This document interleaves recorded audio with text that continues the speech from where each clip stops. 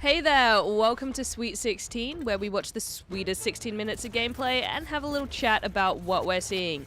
Today we are taking a train into the void in Voidtrain. Joining me is Joe. Hello. And Jordan. All aboard. Choo-choo. Now, Joe, you are the fat controller of this situation. Excuse me. Thomas the Tank Engine reference. I'd prefer to be the Ringo Starr in this situation, but I'll take Fat Controller, I guess. So tell us about Voidtrain. So Voidtrain, it's an early access game. It's a sort of survival thing. You have a train that goes through the void, and you build it up and fight, I think, Nazis. I think they're void Nazis. I love a descriptive title, just Voidtrain. You know what you're in for. Yep. All right, so let's get into the void and build this train. All right. So here we are in the void on my train. As with any sort of survival game, there's quite a lot of resource gathering, crafting, you're smelting stuff. What is that? You find these little creatures. He's a ruffle emo? I don't know. Is that his name or his species? I guess his species, because there are multiple ruffle emos you can find. Oh wow, you can fly? Yeah, so you can jump off and you kind of get like tethered as if you're like floating through space. So you can like swim around and try and collect stuff. And like skitching on the back of a train. That's great. And you can like pull yourself back in, I guess? Yeah, you can reel yourself back in. I did just craft myself a little winch that lets me shoot myself back, which is handy because the controls didn't work particularly well. Holding F would just make me whack the air rather than actually pull me back to the train. Early access. You loves to see it. I just also got attacked by the void shark. This thing floats around and just randomly attacks you. The movement does look more like swimming than I thought it was going to. You've got big arm movements. Yeah, it's a weird mix of like, is it zero gravity? Because there's gravity on the train and there's gravity everywhere else, but you're swimming in the void. Look, I mean, who knows how things work in the void? I just avoid going there if I can. We're starting with the void puns already. Well, I simply gotta. Joe, what are you doing? Where is your train going? The train's, it's a bit on rails, if you will. The train just goes where it's going to go. At the moment, it's pulling into these depots start showing up. And they've got some I think, void Nazis on them. Is there a bigger story than just you're building your void train to travel through the void? There is a story. The intro cutscene, it's got a weird bit of sense of humor. It like breaks the fourth wall a little bit. It doesn't take itself too seriously, which is probably a good thing for a void train game. But I struggled a little bit to actually follow what the cutscene was trying to say because it was being a bit jokey about it. I was like, Yeah. okay. So I think what's happening is it's set in 1945. There's a group of, I want to say, Russian engineers who are perhaps working for Satan. Oh, yeah. They get lost in a snowstorm and find a shack which has a journal in it. But there are some Nazis outside, and the journal tells them how to get into the void, where there are also Nazis. So they build a train to go to the void, I think is what happens. Right. But we don't know what use being in the void would have. No. I guess that we'll find out, though. And you've just obliterated this Nazi camp. So Yeah. are there many of these around? Are they just randomly generated or is there a set number, do you think? So what sort of happens is as you kind of hit research milestones, you go through these void sections, and then I think depending on how far you progress through the research, it starts throwing new stuff at you. Okay. What are these bubbles you're picking up? So the bubbles, they're just, I guess they're chemicals, they're components, they're crafting materials. They look like eggs. Yeah, so those are, I think they just call them chemicals. Why overcomplicate it, you know? Yeah, you just use it for crafting. This is a game that comes out and tells you exactly what you're getting in for. You're on a train in a void, and there's chemicals. Void train. Yeah, there's chemicals. The main ones are like chemicals, wood, and scrap, which you can then turn into like copper and iron. And you can see I kind of got like blueprints of stuff I want to make. So I've just made a container there. And now I can put some wood in it, which is very exciting. So will you be building upgrades like a faster engine and like turrets to protect you and things like that? Yeah, you can, I haven't got far enough to build like the fancy new engines, but you can totally build bigger engines and a big cool train. My train's very little at the moment. This is probably like 3 hours in. Oh, wow. Yeah, it's a bit slow to make progress, to be honest. A bit slower than I would have liked. I had to go through quite a few voids trying to find fat, which is dropped by like creatures, and just none of the creatures were dropping it. So I wasted about an hour. And I did actually find some fat early on, but it can be used to burn your smelter, and I used it as fuel, and then realized it was actually quite a rare resource, which I shouldn't have burnt. Oh, no. Is there any sense of choice? It seems like if you're just on a single track, you're just going to go to the next area every time. But can you choose to go on different tracks at all? No, not that I've discovered yet. It is just the one track. As I say, though, as you make progress, new stuff kind of will be thrown at you. Mm-hmm. But yeah, no, there's no real choice other than where you're floating around and what resources you're grabbing and what you decide to make, I guess. Is this a co-op game? Can you play it with others? There is co-op, yep. I didn't play with anyone, but I want to say there's up to 4-player co-op because the story mentions 4 engineers. Okay. But that's cool. I did not play. I don't have any friends with it, so.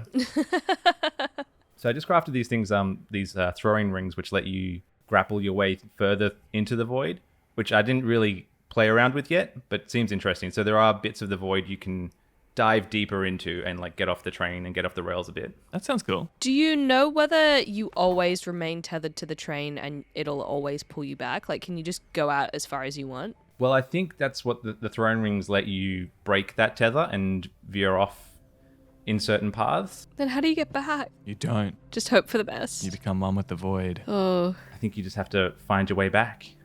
So here's another bug I was having. You can see my floor is damaged. It's 50% damaged, and I just couldn't repair.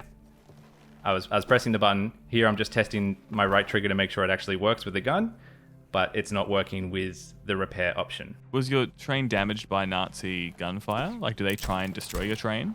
Yeah, correct. The gunfight. Someone just hit the train, I think. Right. Okay. I mean, I guess it's par for the course with early access, but it's still always a little bit frustrating when you're like, oh, I just want to do the thing. But how much did you find that affected your enjoyment of the game overall? It started like the bugs definitely started to affect it quite a lot because they were quite fundamental to just sort of the movement and interacting with everything. You know, when every few minutes you're just fighting with trying to move forward and trying to like just craft and use the menus. At some point you just go, maybe this is too early for this game. Yeah. But it is a cool concept. I was enjoying building up my train. I just was struggling with the controls and the interface a bit. Okay, it's crazy because it seems a bit like that Raft survival game as well. It is totally like Raft. I was going to say that's probably the closest one I would say it feels like. Oh, what's this up ahead? So after each void section, they probably last about like 15, 20 minutes. You're in like a specific void. You come across these giant, these things. I don't know, like portals, I guess. Tunnels, yep. A tunnel! And they take you to we'll see. They take you somewhere. Boss fight? Is it a boss fight? There may be boss fights. There is like a giant void snake in there, but you can't really interact with it at this point. Oh, I like the big chains on the side. Yeah, it's cool design. There's something about the world which gives me a BioShock vibe for some reason. I don't know if it's just like the time period or the revolver or just the way that, Unreal Engine look of it. But it gives me a bit of a BioShock vibe, which I enjoy. I'm into it. I kind of get that. The revolver, I think, is the big one. Yeah. Are those runes? So there's obviously some kind of like Norse element with the runes and the wood. Some Viking magic happening with the void. It's a Viking void, I guess. Explains the Nazis being there, I suppose. I guess so, yep. Oh, it's teleporting you. It's not just like continuing through. Oh, it is. It's just pulling you along the track. Yeah. That's not teleporting. No, it's void training. Yeah. So you end up in these sort of dark void stations, I guess, and fight some more Nazis. The upside down. I feel like you're coming into somebody's workplace and just clearing them out. Well, they started shooting at me first as soon as I arrived. That's how I react when someone comes into my workspace. It could be a highly secure facility. Could be. Yeah, but they're Nazis. But yeah, As you can see, the gunplay's a little It looks miserable. wonky. It doesn't feel great. The puff of smoke that comes up after every shot and obscures what happens to your bullet is pretty frustrating. Yeah, and there's a pretty big kick to the gun as well, so it's very hard to just hold your sights.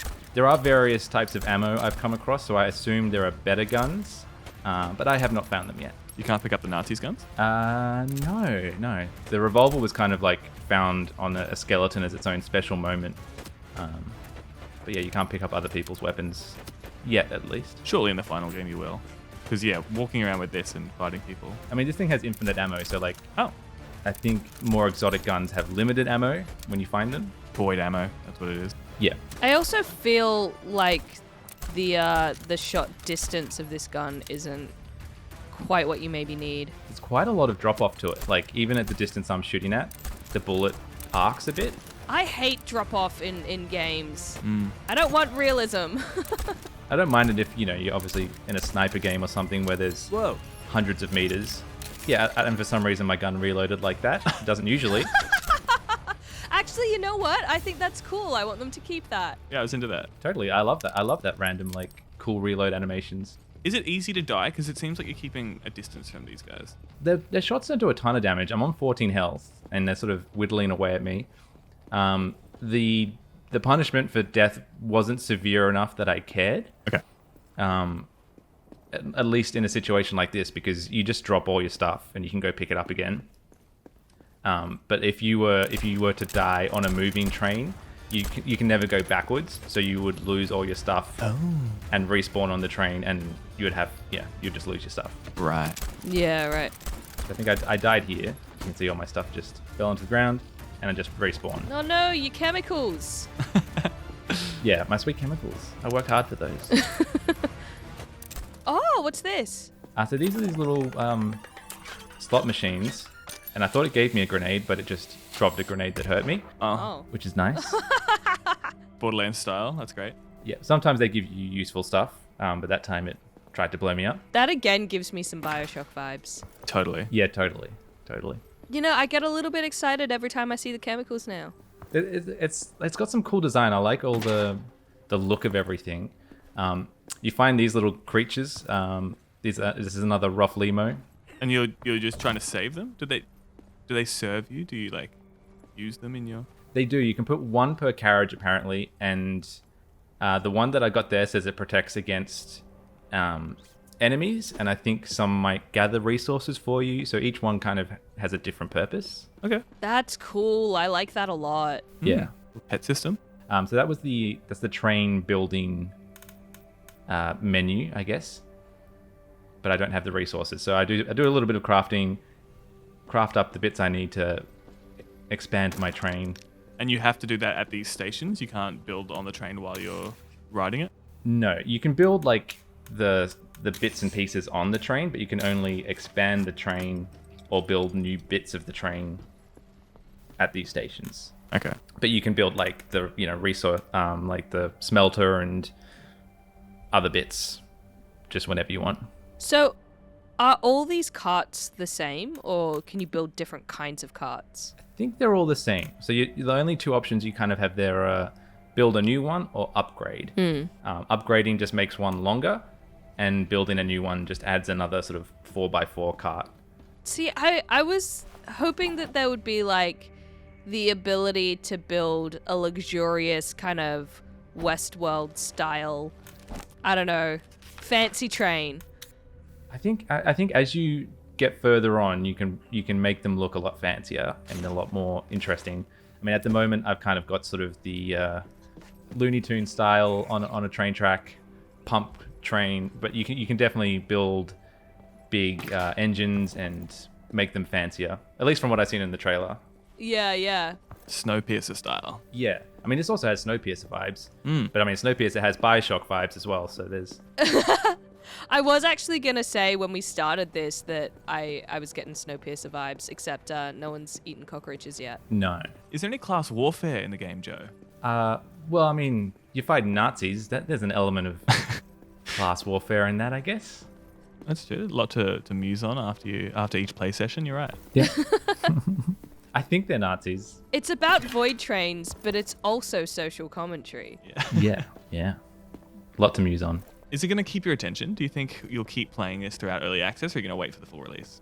I think unless the bugs get fixed quickly, I'm definitely going to wait. Because it's a cool concept and something I think I would enjoy a lot more.